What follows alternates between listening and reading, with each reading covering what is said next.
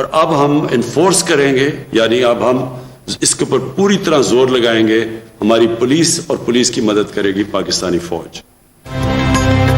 Corona SOPs पर अमल दरामद कराने में सख्ती करने का फैसला। पाक फौज पुलिस और कानून नाफिज करने वालों की मदद करेगी। अवाम एहतियात और तावन करें, लॉकडाउन नहीं लगाया जाएगा। वजीर आजम इमरान खान की प्रेस कॉन्फ्रेंस।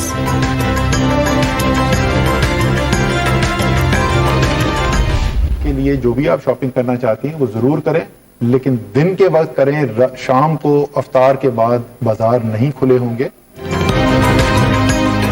मार्केट्स और तमाम कारोबार शाम 6 बजे बंद हो जाएगा। अशिया जरूरिया की दुकानें खुली रहेंगी। होटल्स में आउटडोर खाने पर भी पाबंदी। दफ्तरी औकात कार दोपहर 2 बजे तक होंगे। अमला 50% बुलाया जाएगा। केसेस की शरह 5% से जायद होने पर तालीमी इदारे बंद कर दिए जाएंगे। असद उमर ने नई पाबंदियों का ऐलान कर दिया। शहरियों को ईद उल फितर की शॉपिंग अभी से करने की हिदायत।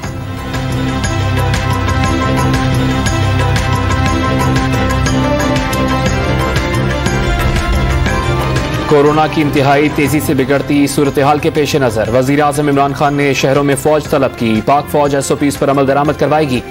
ऑक्सीजन का इस्तेमाल 90% हो चुका। लाहौर कोरोना वायरस से बदतरीन मुतासर। फवाद चौधरी का ट्वीट।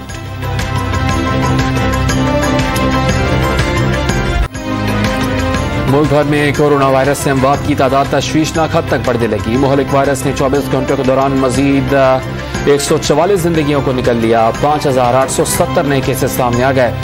मस्बत केसेस की शरह 10.9% रिकॉर्ड।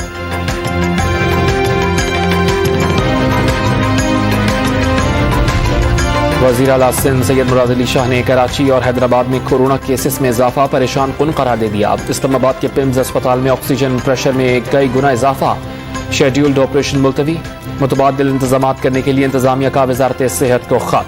पेशावर और मालाकंड में मस्बत केसेस की शरह 20% तक पहुंच गई।